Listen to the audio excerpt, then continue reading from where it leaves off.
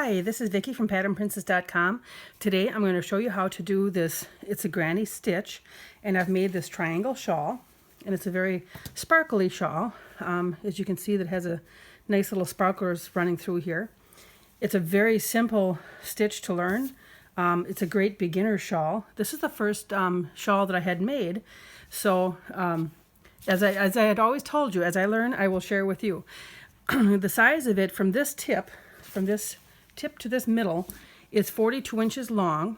It is 43 rows from this tip to this tip over here. You know, each row goes up. We start on the bottom and we work up.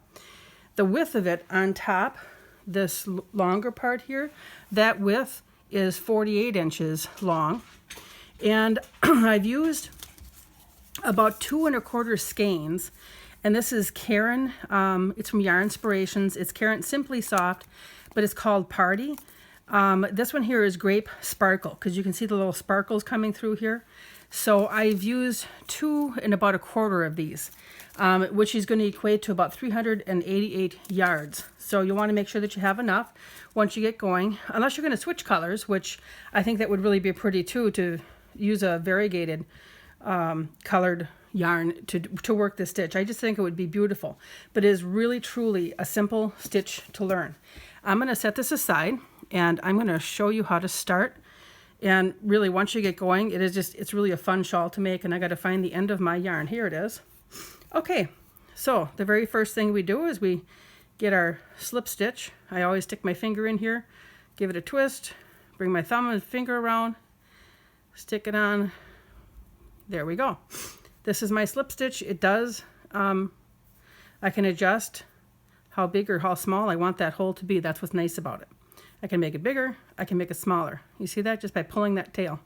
Okay, so the first thing I'm going to do to make this very first spot here, I got a little hanger here, I'll have to like snip that off.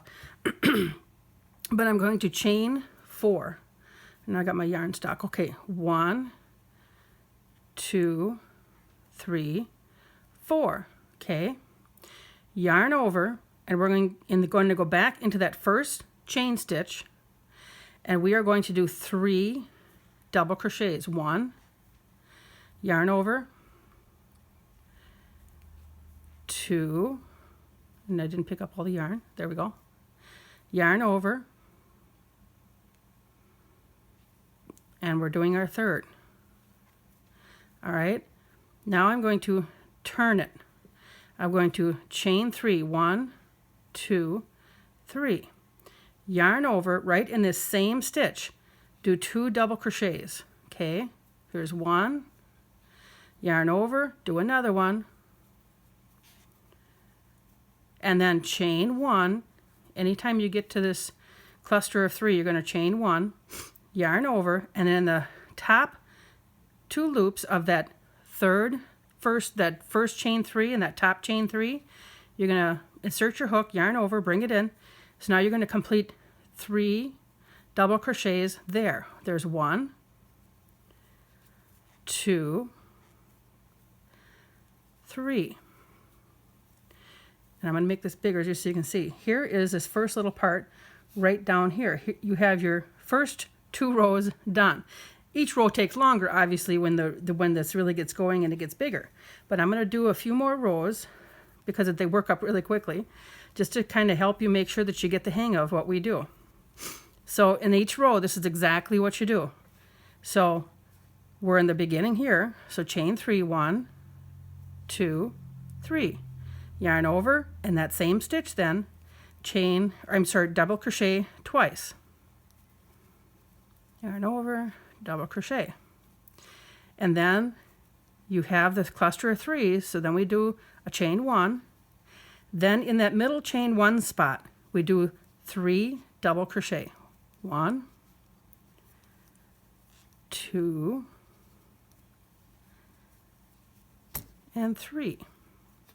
Okay, now we're going to chain 1, and I got to get more yarn, pardon me. Here we go. All right, yarn over, and in that top 2 loops of that 3rd chain, if I can get it here, there we go, bring it through, and complete your first double crochet, and then 2 more.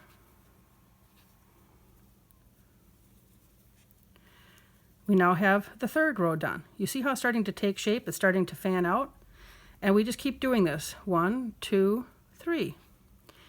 And then 2 double crochet. And you can imagine when you really start getting going how fast you can start to work this up. The hardest part is kind of hanging on to it as it gets bigger. So you got to make sure you move your, at least I always have to have my hand kind of closer to the stitches to helps me keep the tension a little bit better. And then I did my chain 1 and then my 3 double crochet.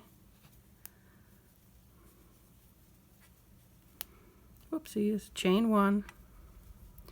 And then in here, we got to put our hook in that end stitch and do 3 double crochets.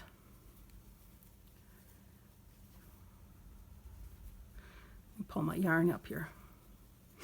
And that is, so now we have 1, 2, 3, 4 rows done. So you just continue on until you have it your desired size. If you want a smaller one, you can make a smaller one. If you would like a larger one in this, you can certainly make a larger one. You can change colors at the end of a row, in the middle of rows. However you'd like to make this. Once you have those basic stitches down, the varieties of what you can do is endless. I hope you enjoyed watching this. If you want to make sure that you keep up with any new tutorials that I post, go ahead and subscribe. Otherwise, the pattern for this will be on patternprincess.com. Thank you again for watching.